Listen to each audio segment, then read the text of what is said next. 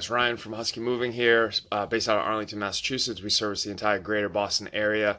Full service moving, residential, commercial. We do specialty moves like hoists, pianos. We do handyman jobs. We do anything around the house we try to get done. Artwork mounting, TV mounting, all sorts of stuff. Whatever you need done, we'll try to get it done for you.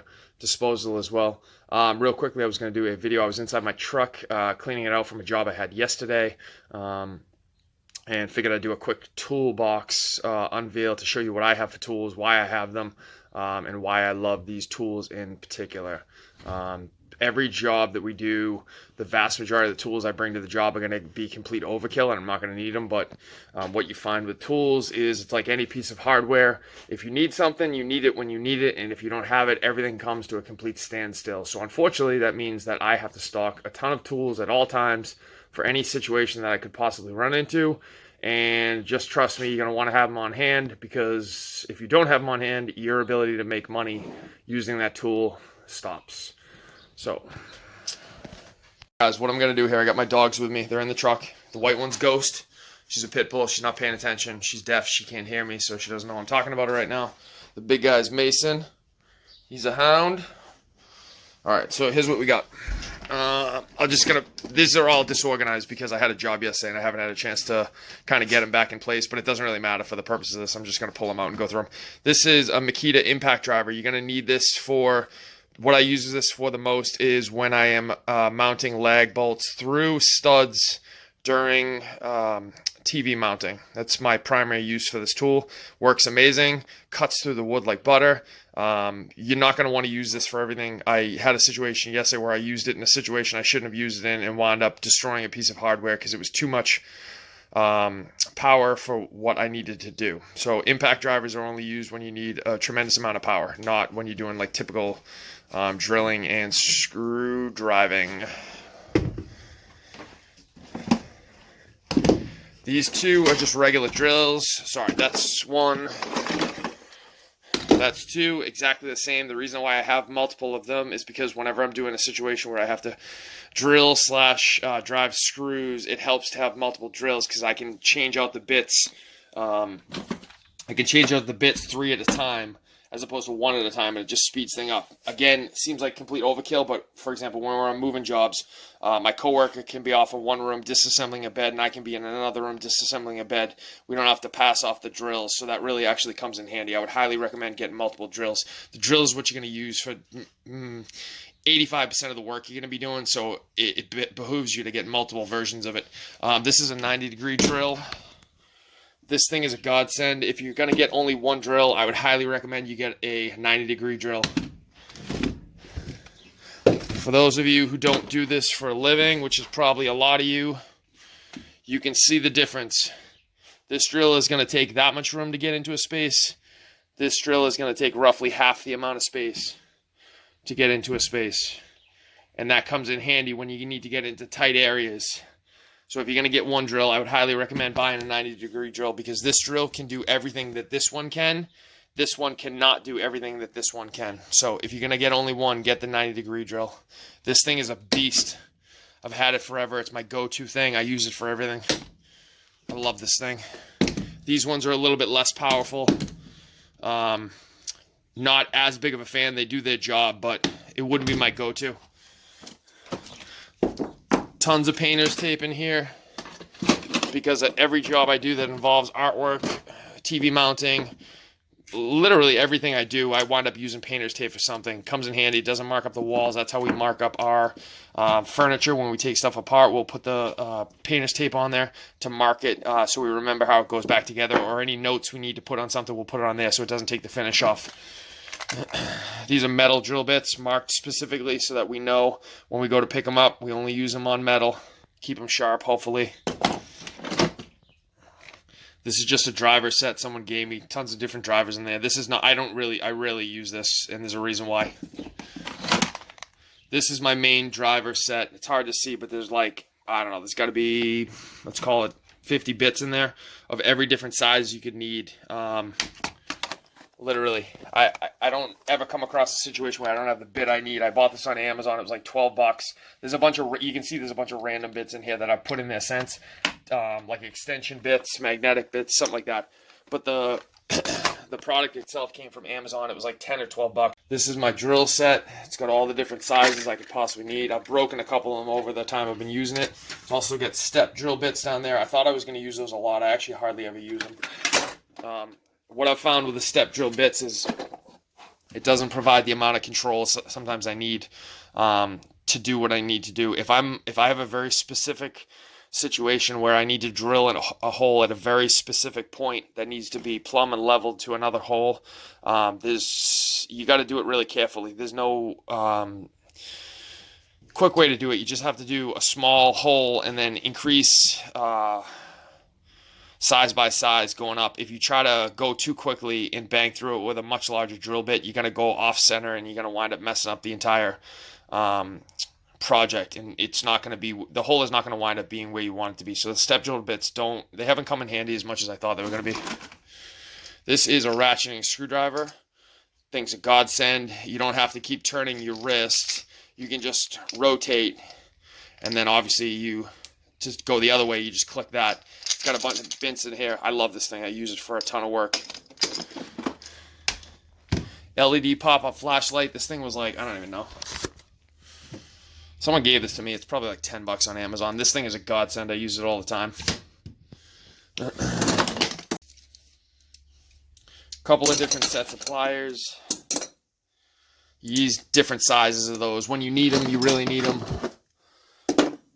Couple of sets of locking pliers, small, large, for different situations. Again, you're really gonna, I would suggest if you're gonna get them, get these before you get these. Everything you can do with these, you can also do with these, but there are things you can do with these that you can't do with this. So having the ability to clamp down on something and use that to torque it without having to put the pressure yourself saves you a lot of time and energy. My stud finder, this thing's a godsend. When it senses a stud on the wall, it's not going to do it now, obviously. Or maybe it will. If it senses a stud on the wall, those 3 lights will light up, and it will move as you move along the wall to show you where the stud is. It's not going to work now because there's metal studs in this truck, I think. But it demonstrates the point. This thing was like 30 bucks. It's amazing. I love it. Works so well. You go over it a bunch of times, wherever the light moves, it will show you literally the middle of the stud.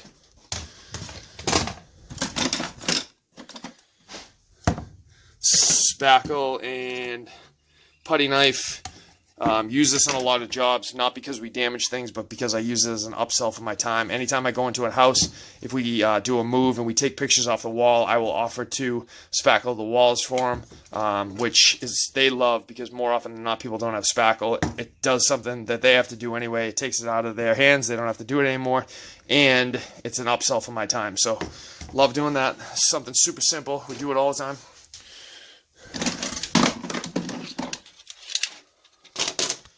Multiple levels. Seems like overkill, but oftentimes you're doing projects and you want to do, like yesterday I was doing what the hell was I doing? I was leveling something on dirt yesterday, and I wanted levels to go across 2 different spans. Again, another level. These things come in handy. It seems like overkill, but it actually comes in handy. You're going to want a mallet if you're doing assembly work. You can hit things, and because it's got a rubber top on it, it provides the same level of force as a hammer, but doesn't mar things up, and it's not going to, theoretically, the goal is it doesn't put dents in things like a hammer will. If you need an actual hammer, we got this one, Thor's hammer. This thing would crush a skull. Bigger putty knife if we need it. Don't use it very much. Shims. Every once in a while we'll need a shim for something. Another random bit set. Hardly ever use it, mainly because I have the other one that works fine. At some point I'll have to break into this box, but I haven't used it yet. It's like, I think it's pretty much fully intact.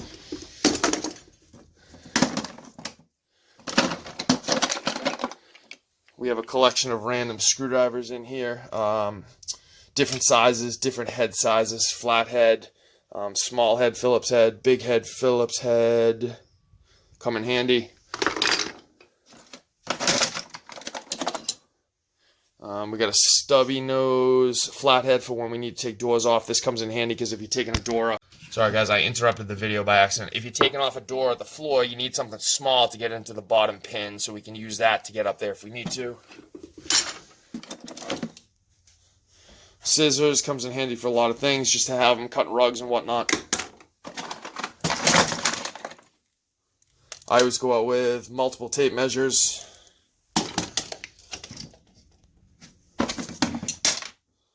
Set of random Allen keys in case we need it. I never use them because I get the bits, but every once in a while you run into a situation where it comes in handy. Just random extension bit. This should be in a case somewhere, but this just helps you get your screwdriver where it needs to go. Another putty knife.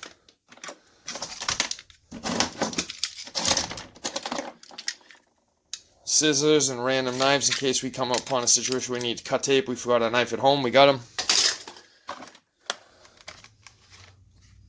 Double-sided tape comes in handy. 2 sets of needle nose pliers, 1 big handle, 1 small handle for depending on the size we need to get into.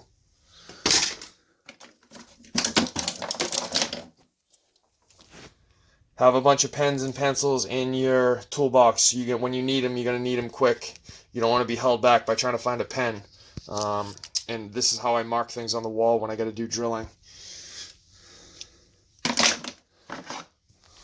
Smaller Allen key set. This one kind of came apart, but I still have it because it has all the smaller bits in there in case I need them. This is a little tub of wood glue in case we need it. We have toothpicks in the toolbox somewhere. It can do a quick fix on furniture if we need to. These are extension bits and they're flexible. They work pretty well, all things considered. So that end would go into the drill. This end is where you put your bit, and then the key to these things is they're flexible, so you can get them into some random spots. You just got to go easy with them because these are cheap. They're made in China. They're not really what I would consider to be well made. So if you put too much torque on them, they're just going to snap the mechanism inside. But they come in handy in some situations. Like one of those things I don't use that often, but when I do use it and it actually works well, it's an absolute godsend, and you're really thankful you have it. All right, so that's our main toolbox, guys. We get 3 more toolboxes of various stuff, but that's all. This is the main equipment I use on a day-to-day basis, the actual tools themselves. At some point, I'll go through the hardware and explain what hardware we have and why we use it. All right, guys, thanks for listening. If you need to get a hold of me, my contact information is in the back of the video, email, website, address. Thanks for listening.